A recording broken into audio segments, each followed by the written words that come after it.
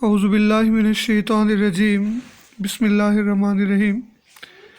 کچھ عرصہ پہلے اردو ٹی وی میں اپنے سامعین کے لیے ہم نے کچھ پروگرام کیے تھے، لیکن باوجود انہیں روکنا پڑا اور بعض دوستوں کی طرف سے بار بار کہا گیا، لیکن اس کے باوجود ہم اسے دوبارہ شروع نہ کر سکے۔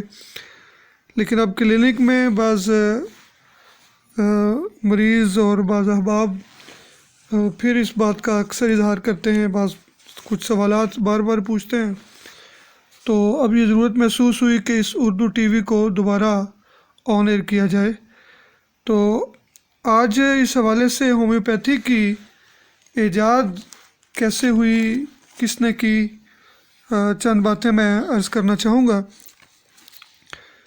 کہ ہومیوپیتھی کے جو موجد ہیں ان کا نام ڈاکٹر ہانیمان اعظم ہے، جو 1955 میں جرمنی میں پیدا ہوئے۔ ان کا پورا نام سیموئل کرسچن فریڈرک ہانیمان اعظم تھا۔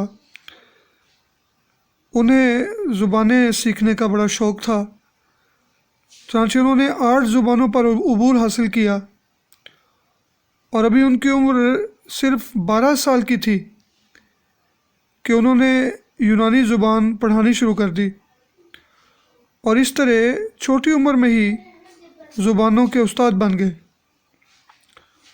انہوں نے آسٹریا میں ڈاکٹری پڑھنی شروع کی، پھر وہ ویانا گئے اور وہاں سے ایلینگنز گئے، جہاں 1779 میں وہ میڈیکل ڈاکٹر بن گئے، اور ڈریسڈن میں پریکٹس شروع کی۔ چونکہ پریکٹس کے دوران یہ غریبوں پر بہت احسان کرتے تھے، ان کے ساتھ ہمدردی، اور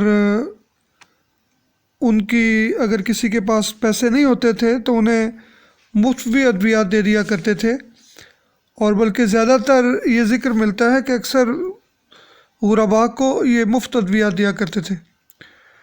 انہوں نے پریکٹس کے ساتھ ساتھ زبانوں کے ترجمے کا کام بھی جاری رکھا تاکہ اس سے اپنی جو ضرورتیں ہیں وہ پوری کی جا سکیں۔ ایلوپیتھک ڈاکٹر بننے کے 11 سال بعد انہوں نے ہومیوپیتھک طریقے علاج دریافت کیا۔ 6 سال زیادہ تر اپنے اوپر اور اپنے قریبی عزیزوں پر تجربے کرتے رہے، اور 1796 میں پہلی بار طبی رسالوں میں مضامین کے ذریعے انہوں نے اپنے ہومیوپیتھی فلسفہ سے دنیا کو آگاہ کیا۔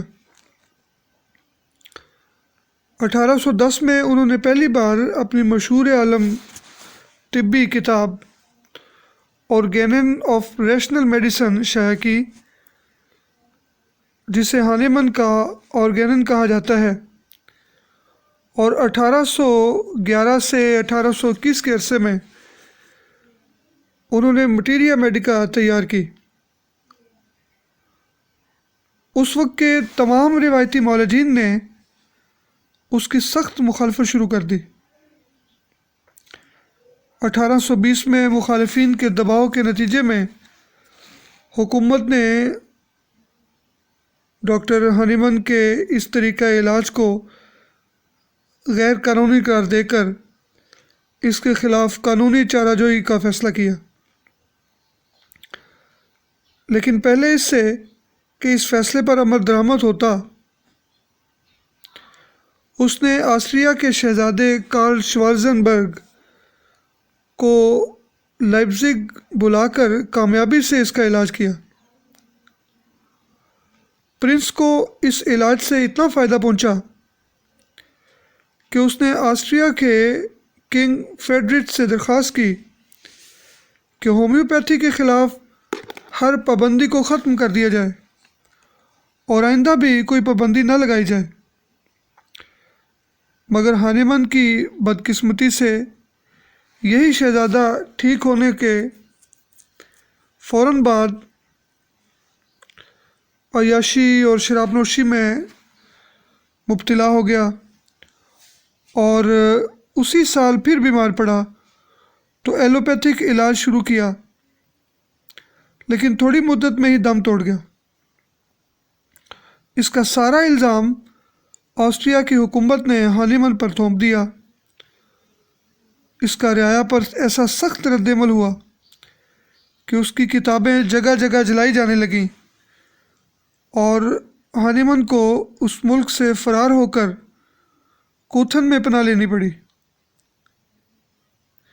یہاں ڈیوک آف کوتھن نے اس کی سرپرستی کی۔ وہ 14 سال کوتھن میں رہے اور اس عرصے میں مزمن بیماریوں پر گہرا تحقیقی کام کیا۔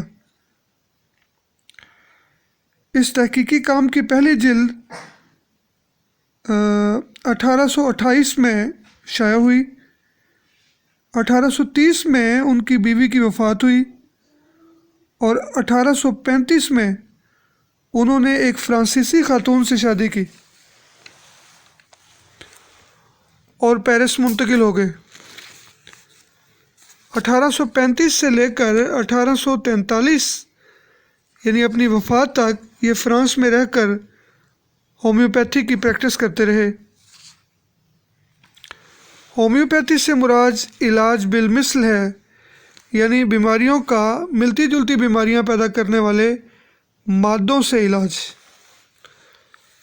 یہ علاج ڈاکٹر ہانیمن کے وقت تک رائج علاج کے بالکل برعکس اصول پر مبنی تھا۔ یہ درست ہے کہ کئی بیماریوں کے رائج علاج ایسے بھی تھے جو دراصل ہومیوپیتھک اصول کے مطابق کام کرتے تھے، مگر معالجین کو اس اصول کا کوئی علم نہ تھا۔ وہ محض تجربے کی بنا پر محدود دائرے میں بعض دواؤں کو ہومیوپیتھک طریقے علاج کے مطابق شفا دینے کے لیے استعمال کرتے تھے۔ مثلاً ایپیکاک اور اوپیم کو خفیف مقدار میں ہلکے ٹنکچر کی صورت میں ملا کر متلی اور قے کے رجحان کو روکنے کے لیے استعمال کیا جاتا تھا۔ حالانکہ یہ دونوں دوائیں ایسی ہیں کہ ان کی مقدار ذرا سی بڑھا دی جائے تو ان میں متلی اور قے پیدا کرنے کا رجحان بشدت پایا جاتا ہے۔ ہانیمن نے اسی قسم کی بہت سی دوائیں اپنی ایلوپیتھک پریکٹس کے دوران معلوم کی اور اس بات پر غور کیا کہ آخر کیوں یہی دوائیں ایک بیماری پیدا بھی کرتی ہیں اور ہلکی مقدار میں اس کا انسداد بھی کرتی ہیں۔ اس غور کے دوران انہوں نے انسانی نظام دفاع کا راز معلوم کیا۔ اتباع عموماً یہ تو جانتے تھے کہ انسانی جسم میں دفاع کی طاقت ہے، مگر یہ نہیں جانتے تھے کہ دفاع کی طاقت کتنی وسیع ہے اور کن اصولوں کے مطابق کام کرتی ہے، اور یہ بھی نہیں جانتے تھے کہ اگر بیماریاں جسم میں پھولتی پھلتی رہیں تو اس دفاع کی طاقت کو ان کے خلاف کس طرح استعمال کیا جا سکتا ہے۔ یہ ہومیوپیتھی کا وہ مرکزی راز تھا جس کی دریافت کا سہرا ڈاکٹر ہانیمن کے سر پر ہے۔ انہوں نے انسانی طبعی نظام دفاع کو اتنی گہرائی سے سمجھا اور اس کی طاقتوں کا ایسے حیرت انگیز طریق پر مشاہدہ کیا کہ آج بھی یقین نہیں آتا کہ واقعتاً انسانی جسم کو خدا تعالیٰ نے ایسی عظیم اور لطیف طاقتیں عطا فرمائی ہیں، مگر مشاہدہ مجبور کرتا ہے کہ انسان یقین کرے۔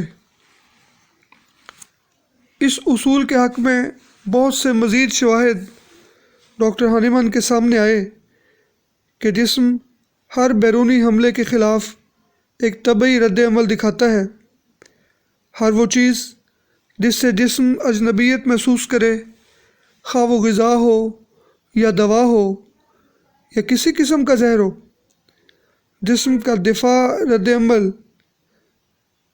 اس کے خلاف حرکت میں آ جاتا ہے۔ یہ بیرونی حملہ جتنا کمزور ہو اتنا ہی آسانی سے जिस्म उसके ख़िलाफ़ कामयाब दिफा करता है।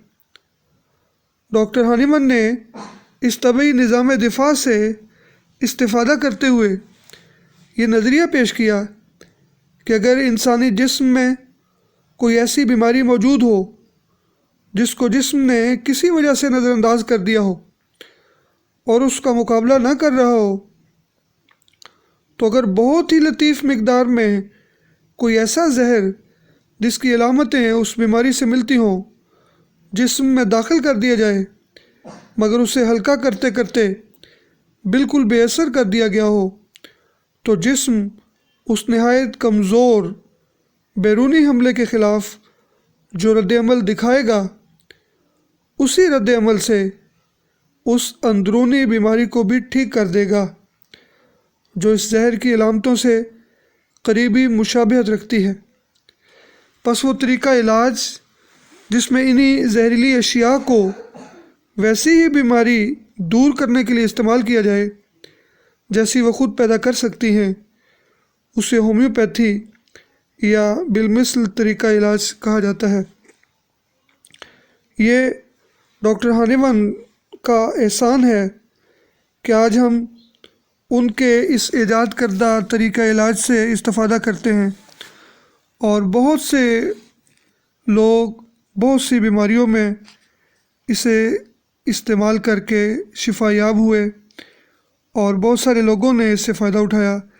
यकीनन इसकी डॉक्टर साहब को बेहतरीन जज़ा मिलेगी और हम होम्योपैथी डॉक्टर्स जितनी भी होम्योपैथी के ज़रिए खिदमत करें, हम बहरहाल डॉक्टर हानीमन आज़म के ममनून एहसान हैं कि जिन्होंने सख्त कठिन हालात में, मुश्किल वक्तों में कुर्बानी करके मुश्किलात और बहुत बड़ी बड़ी मुसीबतें झेल कर भी इससे ईजाद किया और हम पर यह एहसान किया कि हम इस ईजाद से फ़ायदा उठाएं। आज के लिए इतना ही, बाकी इंशाल्लाह फिर नेक्स्ट किसी मुलाकात में बात होगी। खुदा हाफिज़। अस्सलामु अलैकुम व रहमतुल्लाहि व बरकातुहू।